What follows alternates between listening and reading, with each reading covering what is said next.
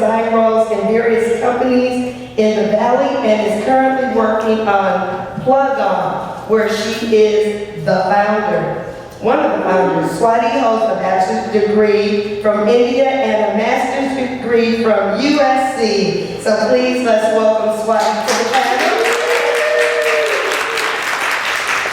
All right, next, technology. We have Myra. Myra Nawabi is a multifunctional engineer and science associate. She's an operations manager, literally working with rocket scientists to develop the next generation of optical payloads. In a former life, she was an educator, and she still lives and breathes the belief that education has the power to change the world. In her spare time, Myra consults with mobile app startups, volunteers to teach women and girls how to get the most from technology. She's a mentor with Technovation. I love that name, Technovation, and Tech Women. Myra is a Silicon Valley Business Journal 2016 Women of Influence recipient, Women in IT Award, Business Leader of the Year 2018, and YWCA Silicon Valley Woman of Tribute for 2019. Let's welcome Myra to the panel.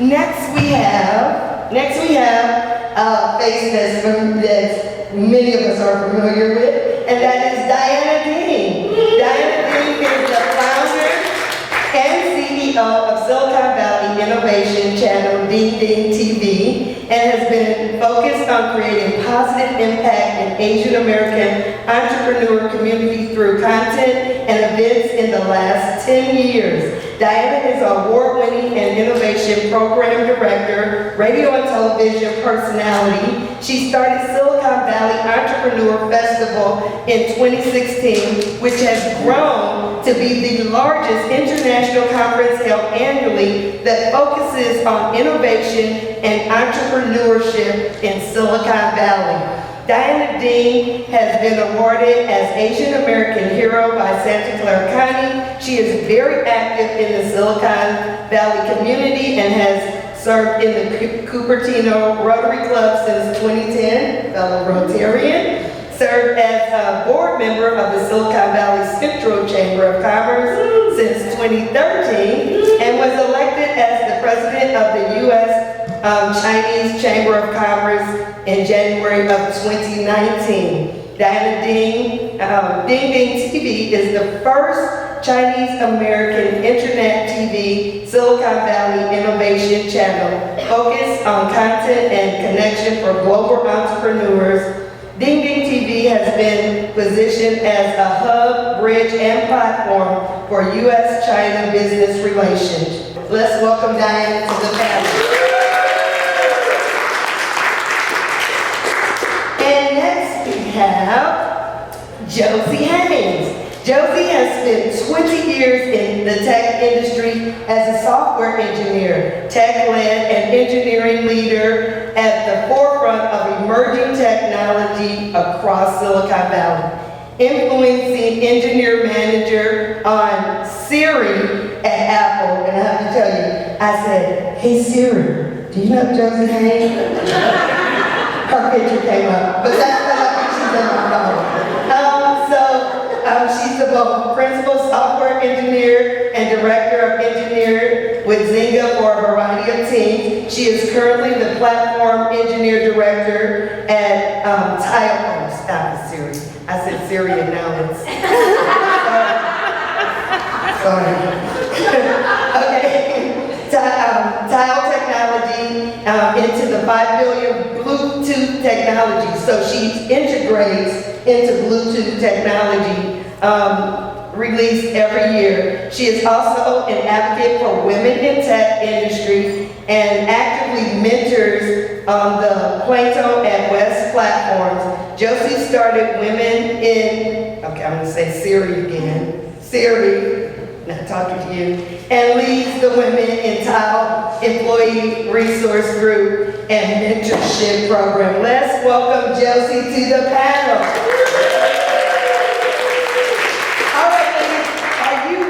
this dynamic panel.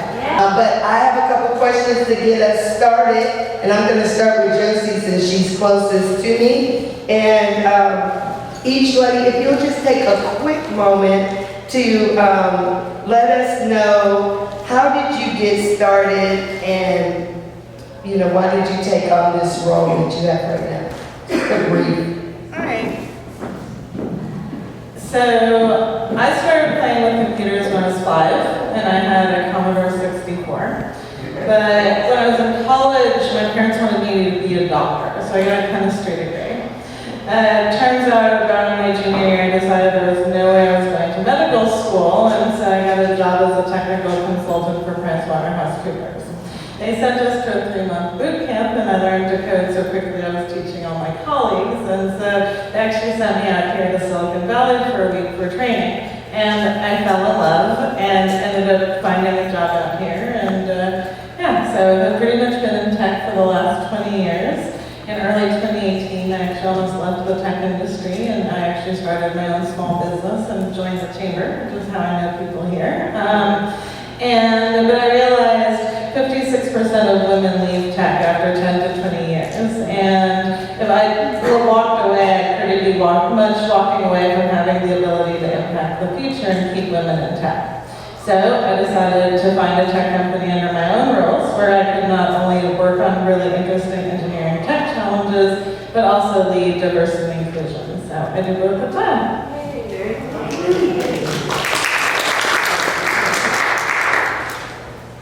I started working the tech company in 1997. We do system on chips, SoC. I've been working in the tech company for a few years, and I started my work in the local radio station, Xintao radio station, as a host.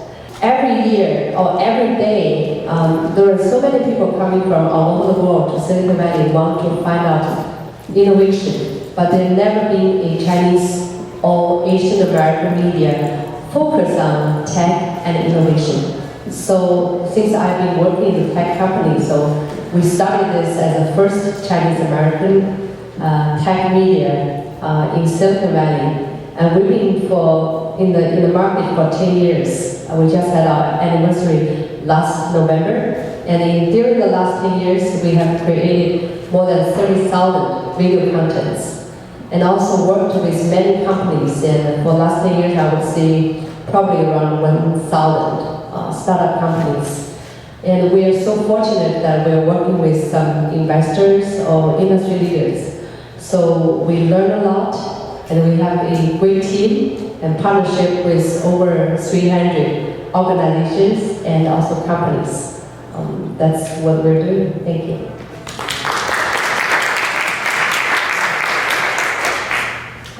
So I was the kid that fell in love with the night sky, and I would ask everyone around me, what's in space? I was convinced as a kid that there were other people living in other planets, and they were invisible to all the people who went to the moon and couldn't find them, but if I got there, they would talk to me. So I just would go to everybody and I'd ask all these space questions, and then the adults would look at me and go away, you bothering us. And they really hoped that I would fall in love with space, but it just never happened. So I was born in Afghanistan, and I came here as a refugee when I was 12 years old, truly believing that there was a path for women like myself to become astronauts, because I was going to go to space and I was going to meet these people from other planets. So I enrolled in aeronautical engineering, ready to become an astronaut. And then I had professors that would say things like, shouldn't you be home bare feet and pregnant? Or, male coworkers, not coworkers, but male students that I would be partnered with. Now I'm the only female in the entire department.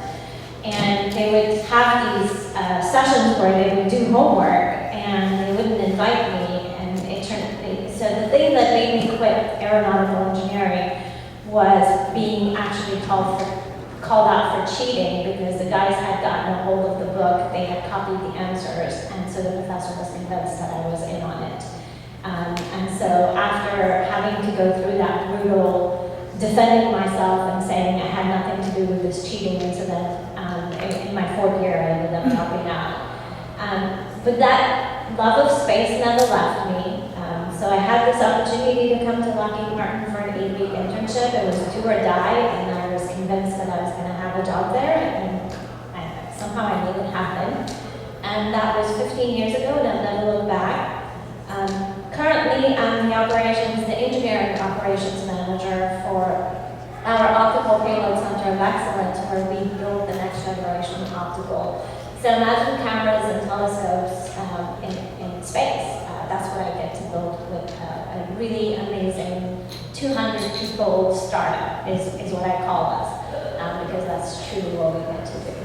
And I didn't know this. I honestly thought there were more women like myself until a couple of years ago, I was approached by Voice of America. They wanted to do a segment. And their response I asked the journalist why she wanted to do a segment on me, and she responded back and said, "You're the only African-American woman in aerospace."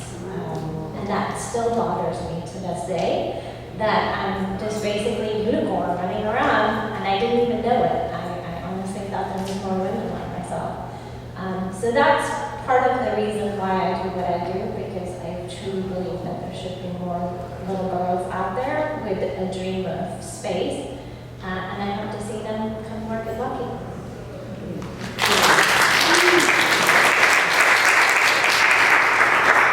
So for me, the love of tech actually started a little later than Jossie. It wasn't at 5. It started actually during my master's, which I was doing at USC. My undergrad is in architecture, and then I came here to do master's in planning, but I got introduced to a bunch of computer courses and coding, and I immediately fell in love with it.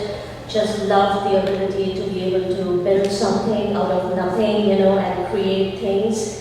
So this was at the peak of the .com bubble, and we moved to the Bay Area in 2000, and I started in a startup. I was like one of their 5th or 6th engineers, and it was very exciting, the ability to be able to work with all these dynamic people around me, build something, and the autonomy that this kind of career choice provides was also very interesting to me. So then I worked in various jobs in the Valley, in other bigger corporate companies as well. And then kind of came full circle around 8 years ago when the entrepreneurial itch happened, and I wanted to do something myself and to build a company. So with a co-founder, we started actually 2 companies. The first one was in the remote working collaboration space, and currently we are working in augmented reality and image augmentation, which is a very up-and-coming space, and it is really exciting to be able to do do your own thing. You're able to build and do what you really feel passionate about, and that's kind of what I'm doing. And over the years, I've had a very good experience. Of course, there were not that many role models 20 years ago. Even now, I don't think there are that many of us, as you say. But I was fortunate to have very good teams and very supportive people around me. But I still felt that there are not enough women in this tech. I mean, this is just funny, like when I go to tech events, it's just interesting to see wherever else we go, the line to the women's restroom is so long, but when you go to tech events, the women's restroom is like practically walking, and the men are all around. Not actually, it doesn't make me happy, but it's just like something, and I'm like, this is not right, there need to be more women over here, so that's. All right, thank you.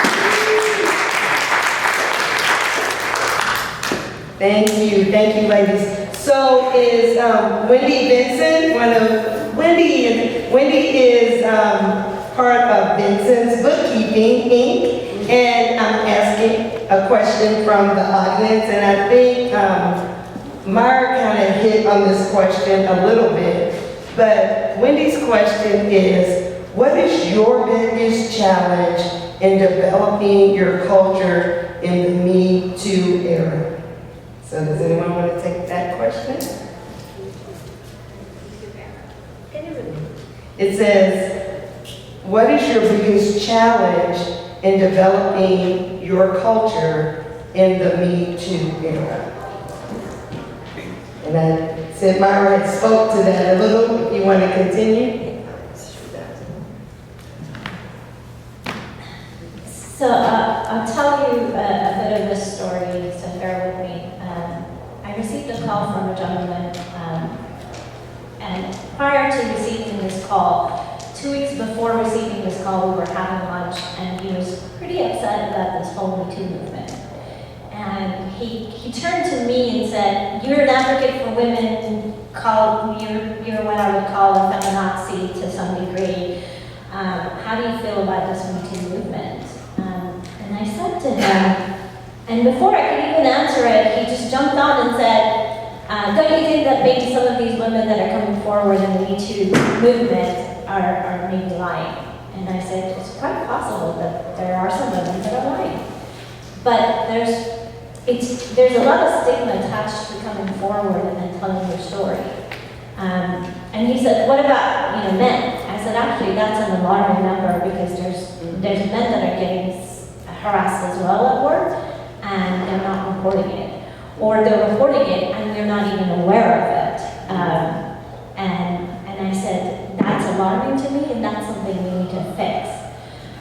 So fast forward to 2 weeks later when I got a call from him, and he was like, "So I was thinking about what you said, and here's my situation." So 2 people are in the office. It's early in the morning. This is a small startup, so there's not that many people there. And one person says to the other, "I haven't had sex in a while." And then says it a second time and a third time, and then adds, "Are you going to help me out?" Now, in this situation, the person who actually said that was a woman to a man. And so, when the man told the story to the gentleman who called me, he was like, "Haha, can you believe she did that?" And I said, and when we were having that discussion, I had said to him, a lot of times men are not even aware that they're being sexually harassed by women because they see it as there's this degree of male bravado and machoism, and they're expected to not take it seriously. So the fact that it's getting not as heavily reported is bothersome, so we should really pay attention. So when he called me, he said, "So is this sexual harassment?" And I said, "If a woman came to you and said this, what would you say?" And he's like, "Oh, that's sexual harassment." And I was like, "So why is it different for him?"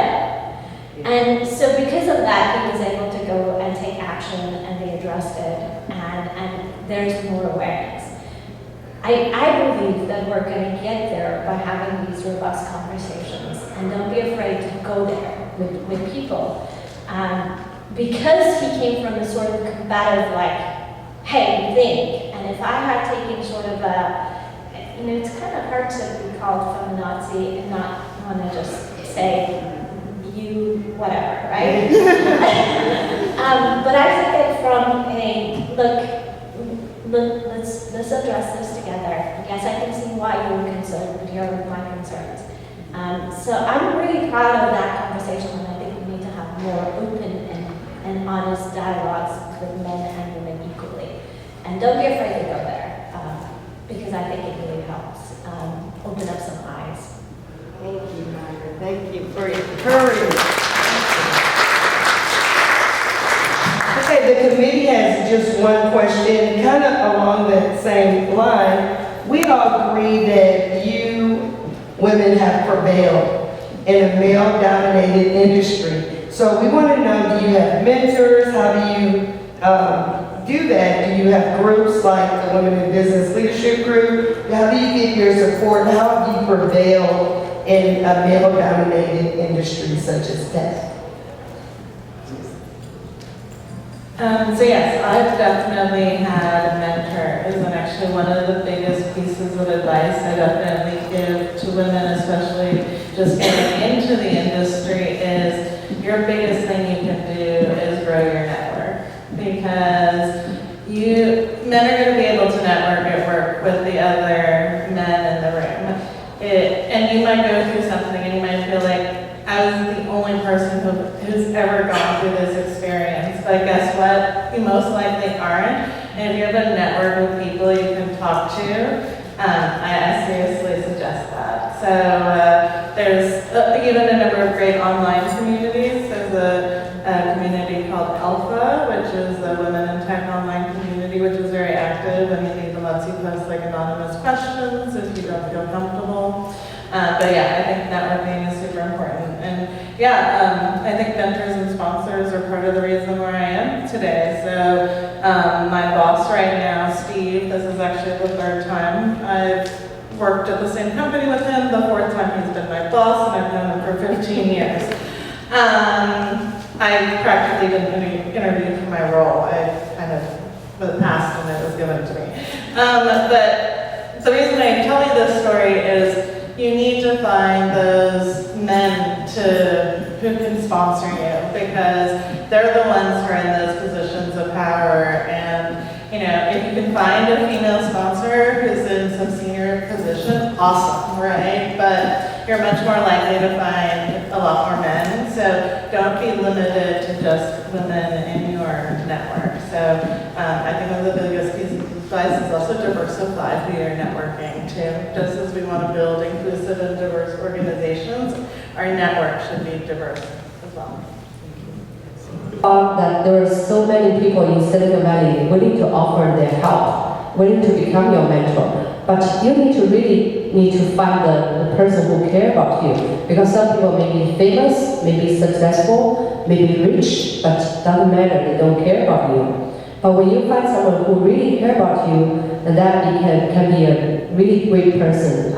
My mentor, I have a mentor, his name is Sandy Chow, Mr. Sandy Chow. He's also the partner in Home Campus. He's the only one who directly point out my shortcomings. Nobody ever done so, because everyone would very nicely sit there, listen to you, and give you some encouragement. But he's the one to ask me that if you don't have a business model, I suggest you to stop it. And if you're not making money, why do you want people to work with you? If you don't raise their salary and they can make more money somewhere else, why they have to follow you? And also, if you want your husband supporting you, you have to make money. Otherwise, why is he supporting you? So he's the one to point out so many critical issues as the entrepreneur, as the company, like when we started. So seriously, I was starting to thinking about those things and I wrote a plan.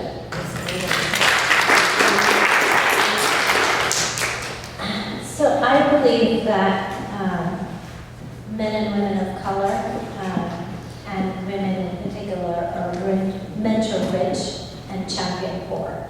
And there's a degree of difference between a mentor and a champion.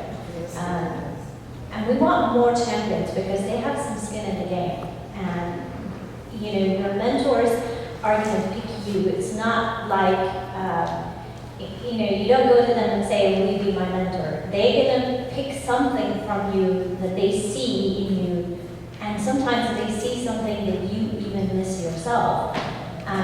But they pick you for whatever reason, and so my advice to everyone is put yourself out there and share more about yourself out there, because the champions that are going to come to you, they're probably going to pick you because they see some version of themselves in you, and because of that they have some skin in the game and they want to be there for you.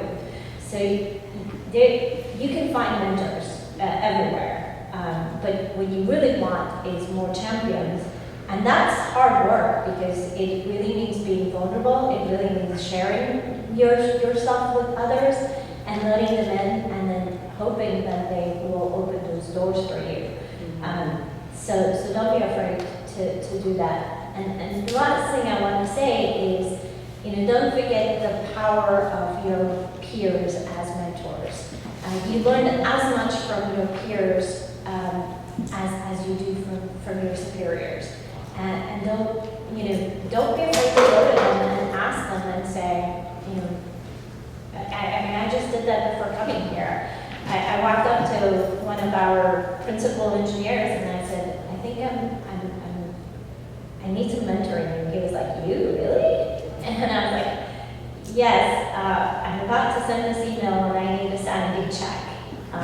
So don't be afraid to ask them for those quick, helps, because they're just as valuable as the champions that we meet.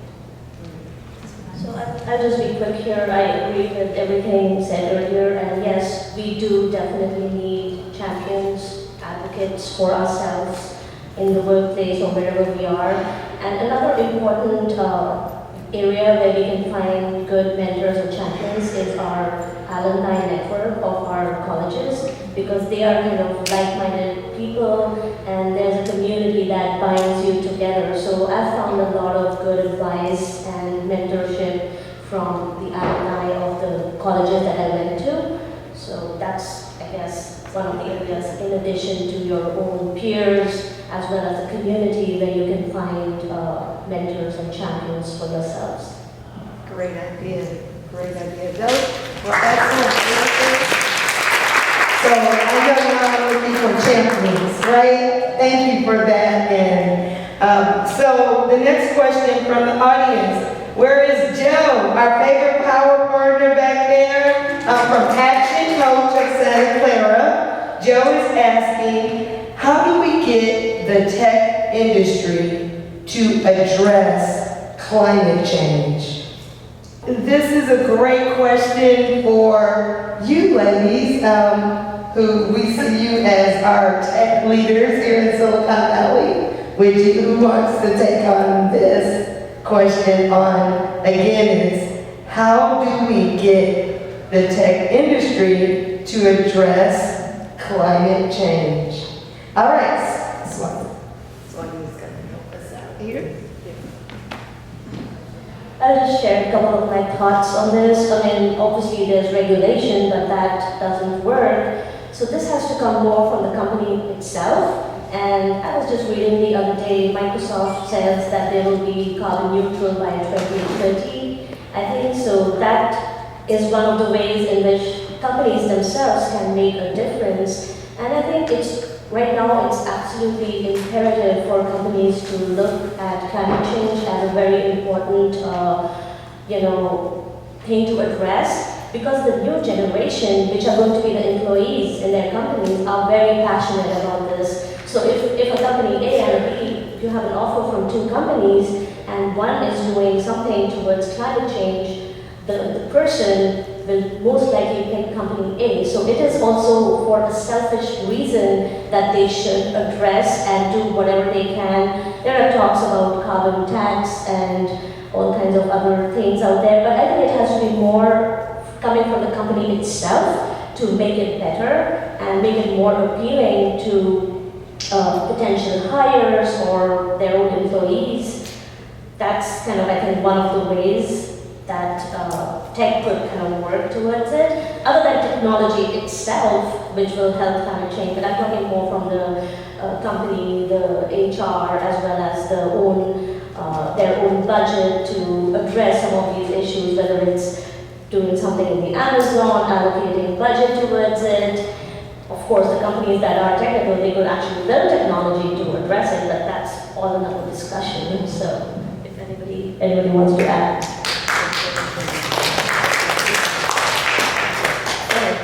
All right, we have another question from Wendy Vincent, the president of Vincent Bookkeeping Inc. And she wants to know, what is your recommendation for women who want to grow their business with technology who are not tech savvy? Good question, Wendy. Thank you. From the back. Okay, and remember, ladies, you all have a sheet that you can ask in the committee if you can just watch for it. Who wants to take on that question first? So again, it's... When I came to this event, I met a nice lady who's working in the art industry. I think that there are many things related to technology. Because what tech for is to make our life better. No matter high tech or low tech, nothing can replace human touch. So human touch actually is the most important thing for any kind of technology, especially art. From what I know, many of the tech leaders, they love arts. They themselves are the kind of, I would say, amateur artists. But there's I feel like, there's lack of communication. People don't know each other.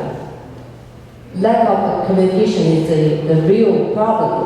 That's why we create the platform like Silicon Valley Entrepreneurs Festival for people to go there to meet with tech leaders. Because, it's about our life, and most of the business are not in the tech industry. But we are the suppliers, we are the vendors for tech companies. All you need is to communicate with them and let them know what you're doing and start this dialogue between each other. When you start with talking to them, dialogue with the tech people, with tech leaders, for sure, there are many things we can work together. And what did you call that event again, the Silicon Valley? Entrepreneurs Festival. Entrepreneurs Festival, that's the annual big event in Santa Clara Convention Center. And also we are open to work with any group, any partnership. So if you got any idea and come to me, I'll be happy to talk to you. All right, and because they are a member of the chamber, I'm sure that Nick will make sure when that event comes up, it will be on the Facebook page that you like at the beginning of this, as well as on the website. So hopefully you like the page or a member so that you can keep up with the wonderful events that we have at the chamber and our chamber members sponsor. So I'm going to continue with questions from the audience. And this one is kind of one of the questions that was on our original list. But where is Cheryl James? Cheryl James is from Merrill Lynch, and her question is, as a female leader in the tech industry, what has been the most significant barrier to your career, and how do you overcome those challenges? So, we have time for a couple minutes. I don't know that there's been one challenge. I think it's a lot of small challenges. It's the small things that happen every single day. It's having your ideas stolen in a meeting and then having somebody else share it, being interrupted, being passed up for a promotion because you didn't complete something, but the guy gets hired on potential. So I think it's lots of little things. I wouldn't say there's one thing, but I think the big thing that I've been realizing is you don't have to take those things personally, right? You control how you feel about things, and so when I give talks about keeping women in tech, I tell the men, you have the largest impact here because you're the ones who have the highest roles in the majority of the tech companies. The number of women CEOs has actually been going down, unfortunately. Is going to help everybody in the world thrive instead of just being focused on technology that only helps certain populations. I would really agree with one challenge is to manage your emotion. Another challenge is your family, your husband, obviously. For emotion, I have a story to share with you. When I was working in a high-tech company, and I was working as a director for a group. And one day my boss was really mad at me, so he told me, "Fuck you." Immediately I shot back, "Fuck you." Because I prepared that he's going to fire me. I was so mad. So I prepared that if he fire me, that's fine. But to my surprise, he didn't fire me and he raised me to another higher position. So I would say that, some of you can be really cool and stay calm, but it's more important to be yourself, true to yourself. Always be who you are. When you have to be really strong in that situation. Another thing, as an entrepreneur, I feel that the most difficult moment is my family. Because when I first started my company, we lost money for a few years. So I kind of borrow money everywhere, and I borrowed from my husband.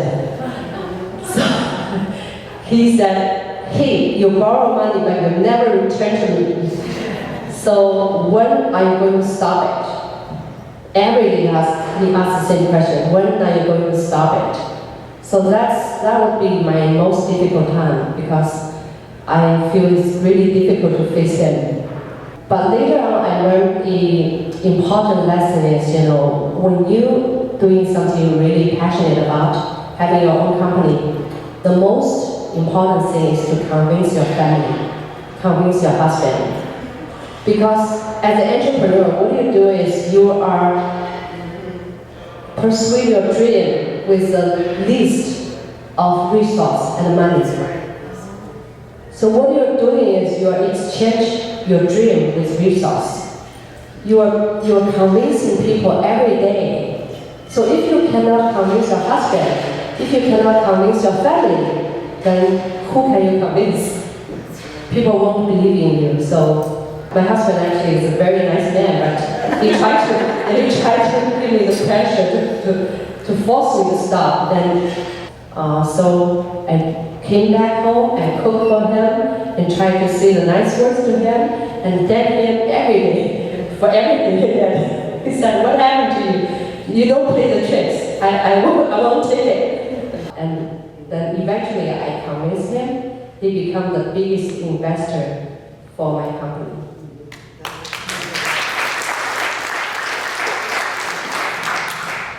So I just want to add that to the challenges, it's like we as women, not just in tech, I think, everywhere, we don't assert ourselves as much as others, and that is quite visible in the pay gap in tech also. We don't negotiate as hard as the men do out there, and there's nothing wrong in negotiating. I mean, I've talked to managers and they like it when people negotiate because you're trying to tell your worth and trying to get your worth back. So I think it's very important for us, not just in tech, but as women, to kind of assert ourselves, market ourselves, and let our worth be known. I mean, not like somebody just stealing your idea. You have to make it's hard, yes, but that's something that needs to be done to get the equality in the workplace that we should all aspire to. So I'm gonna challenge all of us to be that person. It's really easy to say the system is broken, the system isn't set up for us. But we all could do one little thing every day to change that, right? So when you're in a meeting and you see a man take credit for, we've all been in a meeting where you say something and then 10 minutes later or 5 minutes later a guy says it and everyone's like, "That's a great idea," just step that down. And so be the woman that says, "It was a great idea when 5 minutes ago so-and-so said it," And if you're the male in the room and that happens, you too can say the same thing. "It was a great idea when Jossie said it 5 minutes ago." And so we can spend all our time talking about the barriers, but those barriers are not going to go away unless we take action. And every day I show up and I go, "What one little thing am I going to do today to move the needle just a tiny bit?" Because let's face it, it's overwhelming when you sit there and think about every single barrier. And I call it, and Josie alluded to it, is death by 1,000 paper cuts, because you're not going to die from one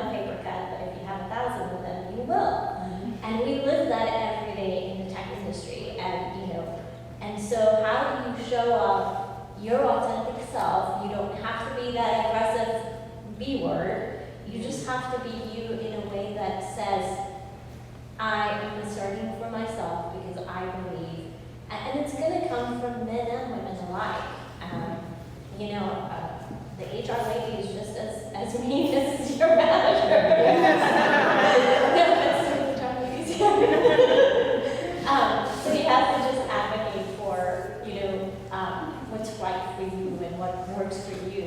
And be that person that is going to advocate for others, because it's really easy to get wrapped up in all of this. So just remember that.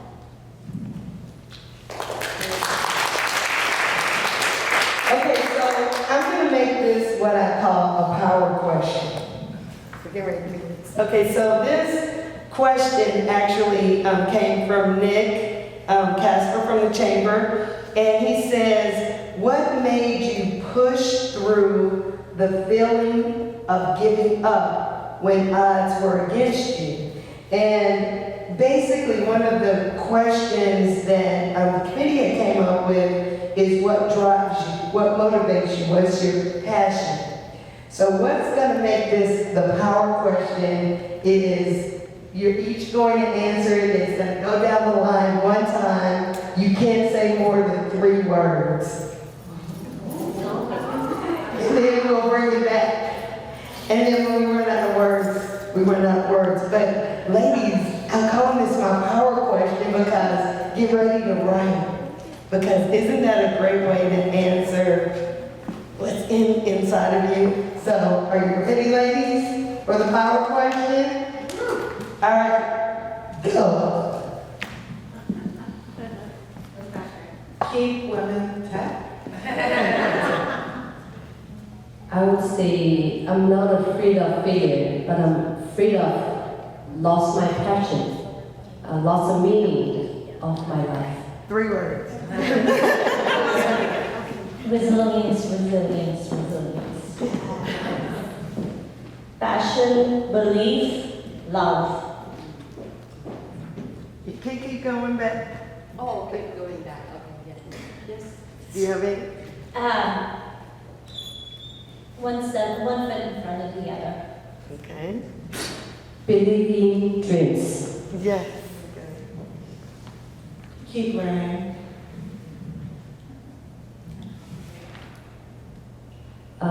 Persistence. Make lemonade. It is about you.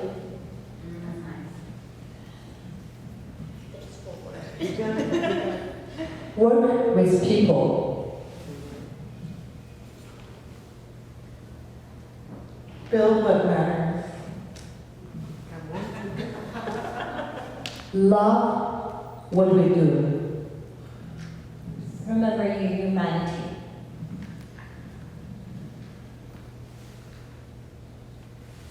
The best is yet to come.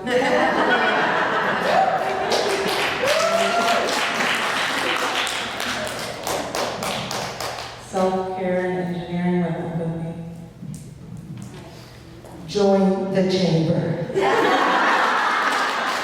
All right.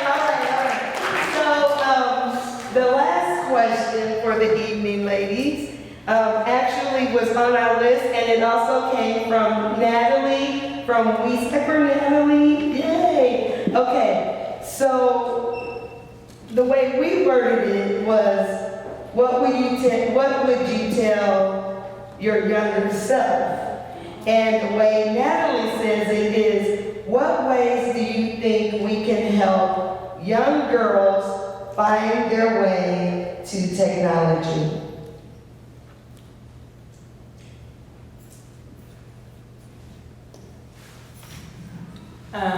We can be examples for them, we can mentor them, we can participate in things like Girls Who Code and Tech Innovations. We can, speak at panels like this and, show that there are women in tech. But honestly, so Stanford did a research study 2 years ago about why there seems the number of women in computer science degrees are going up, but the number of women getting into tech industry is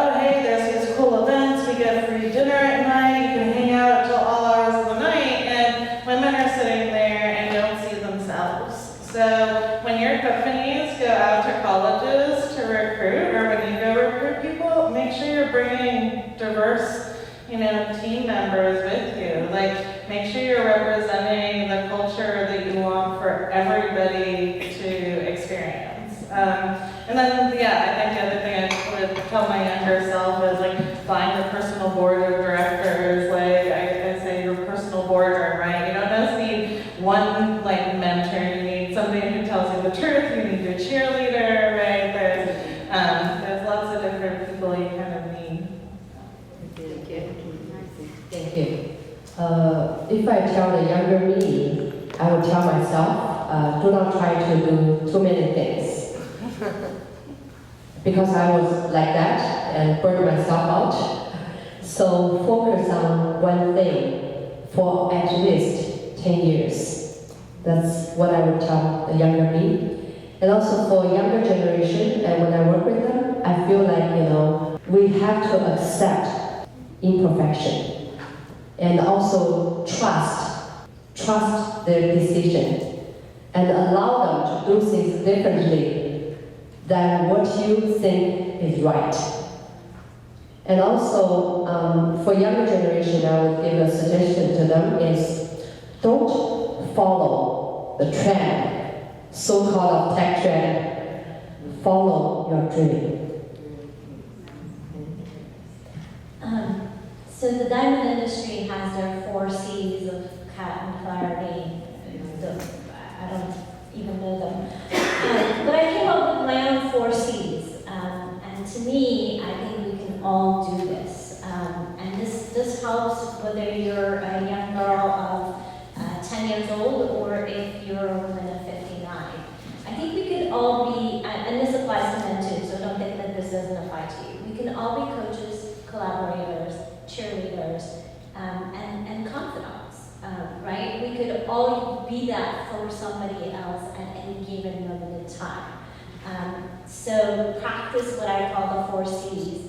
And one of the things I have learned, because for this past year I've been hiring engineers, and so I've been going to the top universities to find optical engineers. And when I do interviews with these young men and women that are going to graduate with degrees in optical engineering, unequivocally the girls will tell me that when I ask them what is one thing you're improving, they keep telling me their the imposter syndrome, their confidence.